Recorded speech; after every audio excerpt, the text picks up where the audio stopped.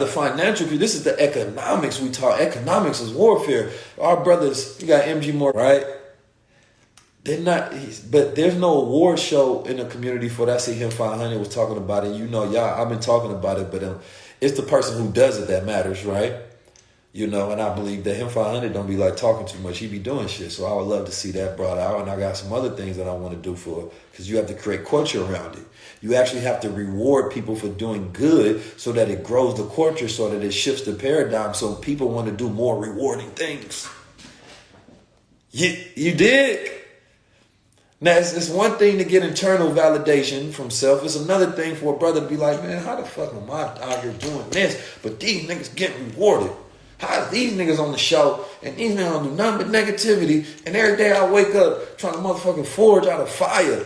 You understand me? Some path in some way. I get it. I get the struggle because I've been there. Right? And a lot of people don't understand that. They can't get it. They can't wrap their mind around it, because you got to realize that the people that are used to this cycle, they go give all of the money, all the rewards, everything to nigga shit.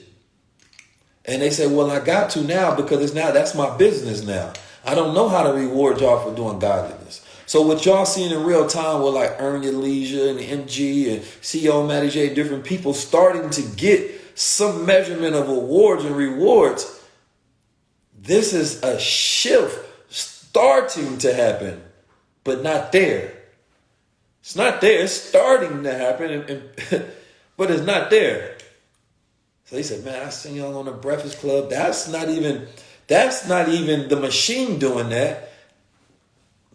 That was me and my brothers at Earn Your Leisure partnership that made that reality possible. The machine didn't pick that up, so it has to be intentionality by how we connect the dots to change the machine. Because the machine don't progress on its own, because the machine is well working and oiled. But now what you got to understand is things are changing in this land. I go to the talent agent and I'm talking to them and they like, well, listen, man, rappers ain't selling out shows the same way. They said the rock stars ain't selling out shows the same way.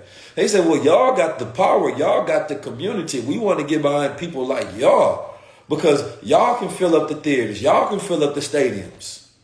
You understand me? The shift is in. He said, y'all got the community. Y'all got the ear to the people. I said, you know what? This is dope, because I said, you know, the difference between what we got and what they got. I said, see, a rapper, they do one city, and you got to change the whole rules around this shit when you're talking about it. The rules have changed, y'all. The rules are not the same, and this was why I like the game and where it's going. I said, listen, see, a rapper, if they do a show in one city, they're going to tell you, well, now you can't oversaturate that market, because who's going to come back and hear a rapper or a singer or artist do the same show? It's the same thing with a comedian. You heard the jokes. I can't laugh the same because I already heard it. I need some time, but you got to come back with new material. This is what I need y'all to understand, is that when you are a thought leader like myself and my brothers, if I do one show one day, the next show going to be completely different. Because I'm never operating off the same material. I can go to every city and every time, same way every time I do a live is different. Every time we do a high level is different. I got unlimited material. What does that mean? That means that the value is way higher. Because what you got is one person selling one product, but a person can only buy that product once. No, every time we come, the product changes. So every time you come, you get a different experience. So you can't be, well, I went Saturday, I ain't going Sunday. No, you got to go both days to get the value of both days. So they like, I get that. The business model is different.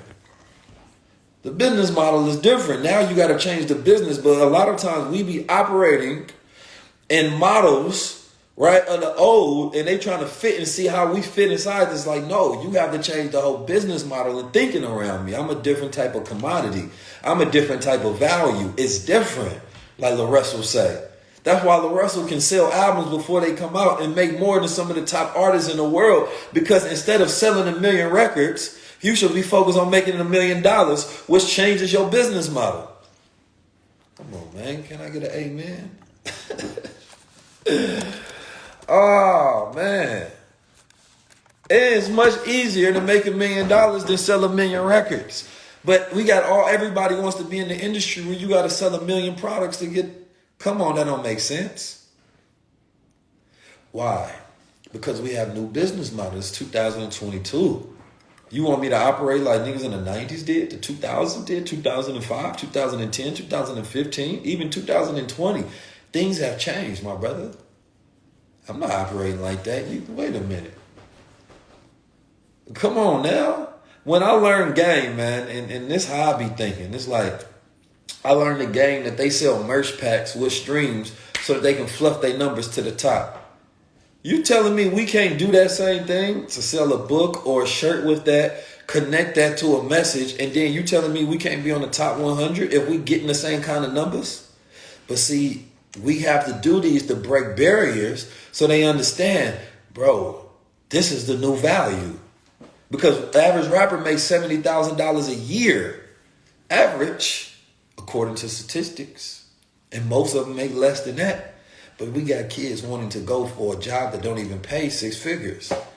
So when you say you want to be a rapper and an artist, you're looking at the top 10 and saying, I want to be like them, but the average is getting paid less than 6 figures.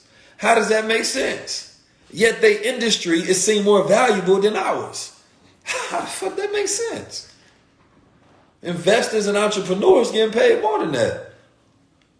And on their own terms, and ain't losing their mind, they got to do a bunch of drugs to maintain. Come on, man.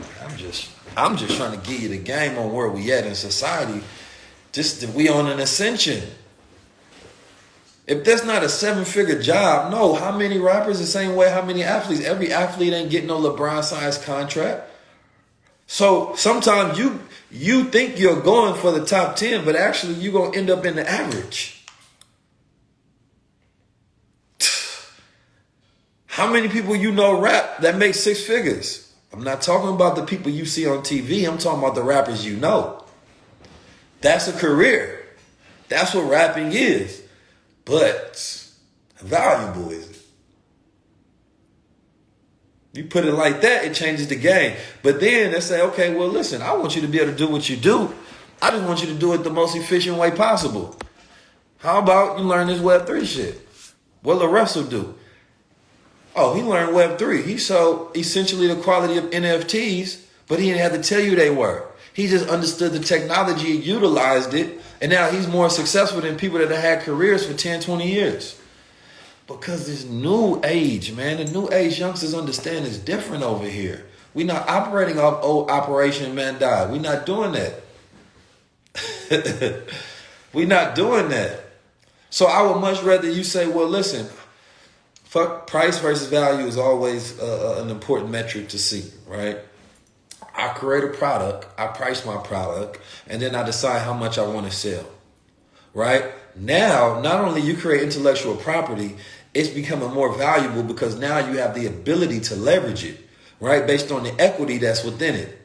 So when we're talking about equity, it's a different conversation because what we haven't learned to do in this culture is how to leverage equity.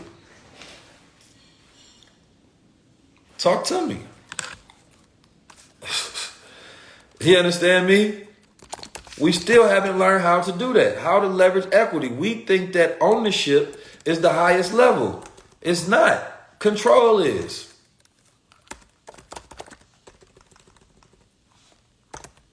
Come on now. Control is. See, what most people try to do is they try to keep up 60% of ownership, 51.5% of ownership, 50.1% of ownership so that they can have control and stake. They don't need to own the whole thing. This is what you got to understand in business. It was never about 100% ownership. It was about the controlling stake. Come on, man. Come on, man.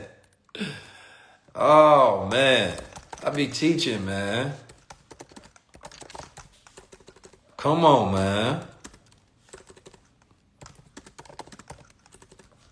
Come on. Can I get an amen? I can't wait to teach these classes in BWO, man. I can't. wait, man, y'all get this work. You understand me? So I had to think about that. I said, well, why the hell we so fixated on ownership? Because we ain't never controlled nothing. We ain't got to that point. You first have to own something to control it. So what we do and what's taught in stocks is what? Yo, have ownership so that you can participate, right, in the equity of the business so that you can get value from it. But we know we don't have enough collective capital for control. So we used to get mad at white companies for buying black businesses, but they realized that no, business is a product as well that you can sell. That's the key. Business is the product. It's not, a business don't just have products and services. The business itself is a product. You can build the business and you can sell the whole business. Or you can sell interest in the business, but not the controlling stake. It's so many different ways to leverage, and it is important for us to think about entrepreneurship in different ways if we really want to be successful. If we are able to progress. Because entrepreneurship ain't sexy. We making it look sexy a little bit, but let's be honest, entrepreneurship is tough. Especially during times like this where you requires people that is not in for the short score, but people that's in for the long endure. Come on, man. If you in for the short score, that's different. If you in for the long endure, then you are willing to go through everything that entrepreneurship is going to take you through in order to get every reward, right, for your ability to go through it. It's rewarding if you're willing to go through the worst, you can get the best out of it. But some people only want the best and they don't want to go through the worst. We have to stop being the people who are ready to skip all the steps because you're not even worthy, right, of the results of the process if all you want to do is skip steps. I want to have the ability to endure the long process and love it along the way. And even when I don't love it, I want to do it like I love it regardless. Because that is more important than loving it, is doing it like you love it. See, everybody talk about you got to love your work to do your work. You have to work like you love it in order for it to be good work. That's different. Work like you love it is more important than loving your work when you're talking about efficiency. There's going to be times you don't love it, so you're going to work like you don't. Come on, everybody knows that. When you get in business, everybody's not working like they love their work. It's different when you love what you do. So how do you cultivate that spirit of love in your entrepreneurial journey is important. And that requires you to be at a place of peace and truth with yourself. And this is something that is not taught in academia and things of that nature. The mindset around entrepreneurship is more important than anything because you can already have a good business, but you might not have the right mind to develop that business. See, all of us have been sold entrepreneurship. We love it. We want to do our own. We want to go in business. But now the process that we got to get done is how do I build a lifestyle and a way of life around these passions? How do I have mental and spiritual fulfillment, right? And what is the framework to be mentally and spiritually stable while I work? That's important, B. You can't skip that. I'm here to tell you now, you don't try to skip that, B. Don't do it. It's dangerous. So, the framework that we're teaching in the BWO is just that. Because some of you all just need a mental ascension and your business develops over time. Because that's why I say working in your business will never be as important as working on your business. See, I be needing that reminder myself. I'm like, damn, how many tasks am I doing like I'm an employee? How many tasks am I doing like I'm a boss? See, as an employee, you're going to get burnt out faster. See, this as a boss, there's some things that you might not want to do. I don't feel like talking to this person. I don't feel like firing this person. I don't feel like Nah. See, you can't want to be an entrepreneur and revert back to an employee. That's not how it works. It has to be an evolution of becoming a boss. So that's what I'm working on now is how to master, how to work on the business instead of work in the business. I don't want to work in no business. I want to work on it.